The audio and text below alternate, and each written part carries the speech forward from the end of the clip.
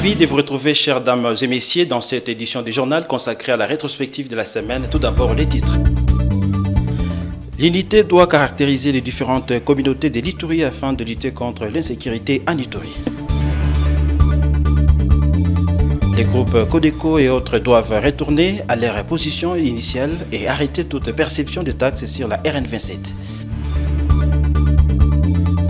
Le bilan de la table ronde des commandats tenue au mois d'août 2020 est mitigé. Le gouverneur de province en appelle à l'implication de toutes les filles et fils d'Irumu en vue de retrouver l'unité et la cohabitation pacifique. L'unité doit caractériser les différentes communautés de l'Ituri afin de lutter contre l'insécurité. Exhortation faite au cours d'une rencontre qui vient d'avoir lieu entre les collaborateurs du gouverneur Bamanissa, les membres du bureau de coordination de la société civile et les 21 communautés de l'Ituri. Suivez ces condensés. Au cours d'un échange avec les conseillers du gouverneur Bamanissa et les membres du bureau de coordination de la société civile, la plupart des communautés ituriennes réunies au sein de l'INADI ont fustigé la tendance divisionniste prise par certaines d'entre elles et regroupées d'AG5. Claudine Zeni, conseillère du gouverneur, insiste sur la nécessité d'agir dans l'unité. Nous devons tous rechercher l'unité. Nous devons tous rechercher la paix et nous ne devons pas vraiment chercher la division.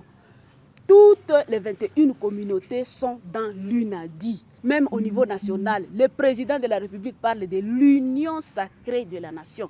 Il faut que nous soyons unis, toujours unis. C'est lorsqu'on est unis qu'on peut arriver à aller de l'avant. Mais lorsqu'on est divisé, il y aura vraiment les opportunistes vont en profiter. Et on ne sait pas, les gens obéissent aveuglément. Qu'est-ce qui est derrière tout ce qui se passe? On ne sait pas. Nous allons aveuglément, nous obéissons, nous faisons tout, mais il faut voir plus loin. J'appelle la population iturienne à voir plus loin. Même son des cloches du côté du coordonnateur de la société civile de l'Ituri qui ne reconnaît pas les G5 comme membres de sa structure. Pourquoi nous, les communautés de l'Ituri, nous laissons diviser? Nous avons dit que ce qui caractérise l'unité, c'est l'amour. On ne peut pas dire qu'on est unis alors qu'entre soi, on n'a pas l'amour. Si on s'aime, on ne peut pas se battre. Si on s'aime, on peut se tolérer.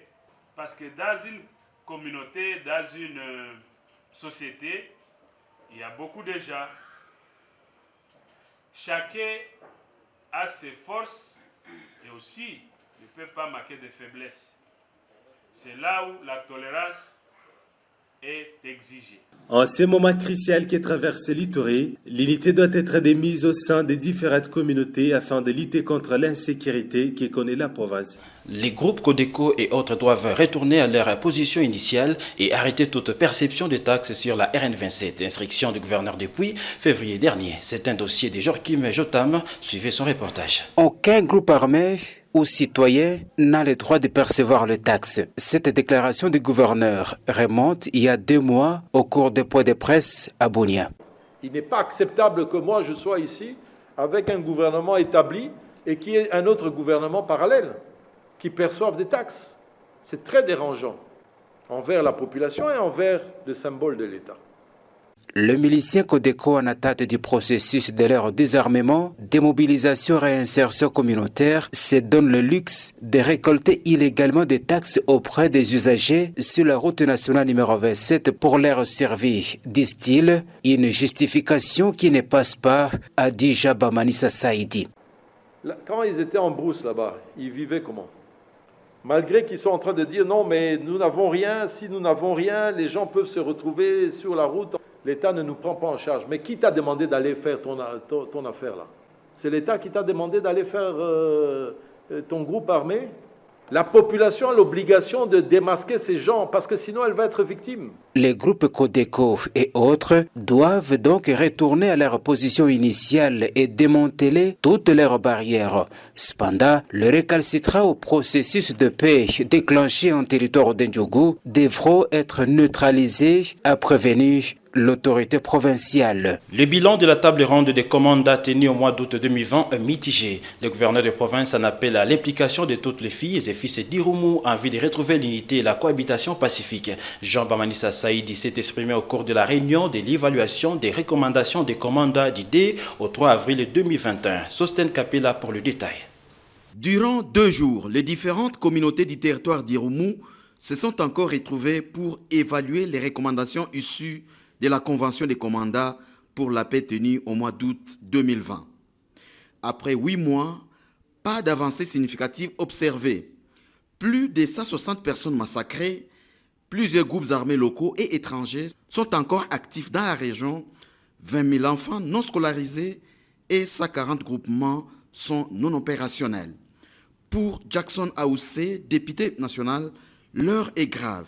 Les conséquences sont néfastes. Aujourd'hui, 50 000 personnes déplacées dans un même territoire, les maisons incendiées, les personnes tuées, ça ne nous honore pas. Le moment est venu pour qu'ils s'arrêtent, parce que s'ils ne s'arrêtent pas, on va activer la justice, on va activer l'armée, et moi je pense que le gouvernement est capable de mettre fin à tout ça. Pour Jean Bamanissa Saïdi, tous les responsables au niveau local doivent s'approprier ces résolutions en vue d'asseoir une paix durable à Irumu. Depuis août, il n'y avait pas eu beaucoup d'avancées au niveau local et qu'il y avait eu encore plus de cas. Nous demandons à ce que les chefs locaux puissent être responsabilisés parce que c'est à partir d'eux que nous allons voir que nous sommes en train de progresser pour la paix et la cohabitation pacifique. Nous avons besoin de travailler avec la population à la base. La population n'a pas besoin de guerre et besoin de conflit. Notez, c'est le ministre provincial de l'Intérieur qui a ouvert l'atelier au nom du gouverneur de province en présence de plusieurs autorités politico-administratives. Spoliation de terrain à Soukissa D au quartier Hoho, les députés provinciaux Jean Bosco Assamba s'insurgent contre cette pratique par les chefs des collectivités en connivence avec les chefs du quartier. Nous avons dépêché notre équipe sur terrain, suivez. Barabara inatoka huku na huku, lakini hapa mtu anajenga mama kwa barabara. Mpaka kule chini yote banajenga. Ila kwa barabara mkie tena ngale. Nous sommes venus voir comment est-ce que la terre est spoliée ici, c'est-à-dire il y a 20 de terrain, 20 de parcelles à 2 ou 3 personnes. Il y a aussi 20 de ronds-points, il y a aussi 20 de routes. Ce que nous avons vu, messieurs les journalistes, c'est très compliqué. C'est ça les choses que nous ne pouvons pas comprendre. Les chefs font des choses pour tracasser la population. Ils ont vendu des terrains, ils ont vendu des routes, il n'y a même pas de passage. Il y a vraiment spoliation dans le vrai sens des mots. Et puis nous mettons à garde les chefs de groupement, les chefs de collectivités. Parce que ce que la population nous a dit, comme ils ont dénoncé, ils seront poursuivis et ils seront aussi maltraités. Si nous remarquons qu'il y a mort d'hommes, ici dans les quartiers Soukissa D, nous allons poursuivre les chefs de groupement, les chefs de collectivité et les chefs de quartier. Donc nous demandons à ces chefs-là de sécuriser la population. Nous sommes élus du peuple, nous sommes ici pour sécuriser la population parce que la population nous a élus comme leur bouche. Je promets déjà que la semaine prochaine, nous allons partir chez l'avocat général pour voir ces problèmes de spoliation. Nous allons partir aussi chez les bourgmestres des communes, nous allons partir aussi chez les maires de la ville et nous allons voir aussi les chefs de cadastre et les chefs de division des titres fonciers afin que la semaine prochaine, nous puissions avoir la solution aux problèmes qui concernent la route qui sont vendues et les terrains qui sont vendus à 2 à 3 à 4 personnes parce que c'est vraiment déplorable. Regardez, messieurs les journalistes, ici nous sommes au rond-point. La maison qui est construite ici, la maison est construite dans la route.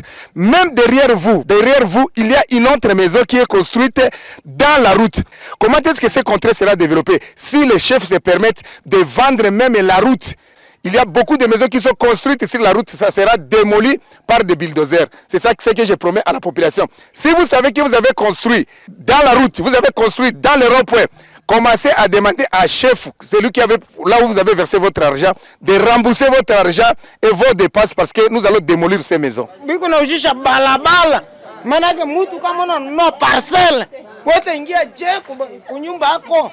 Coupe de l'Itouridam a battu FCF Mami d'un côté sur les scores de 3-0 et à la deuxième explication, FC Ituri a écrasé FC Noblesse Darou sur les scores sans appel de 6-0. Cette édition rétro hebdo est terminée, une édition coordonnée par Ale Moukoko, la réalisation d'Adolphe Jedidja et Massage Moukadi à la présentation. Voici les rappels des titres. L'unité doit caractériser les différentes communautés de l'Ituri afin de lutter contre l'insécurité en Ituri. Les groupes Codeco et autres doivent retourner à leur position initiale et arrêter toute perception de taxes sur la RN27. Le bilan de la table ronde des commandats tenue au mois d'août 2020 est mitigé. Le gouverneur des provinces en appelle à l'implication de toutes les filles et fils d'Irumu en vue de retrouver l'unité et la cohabitation pacifique.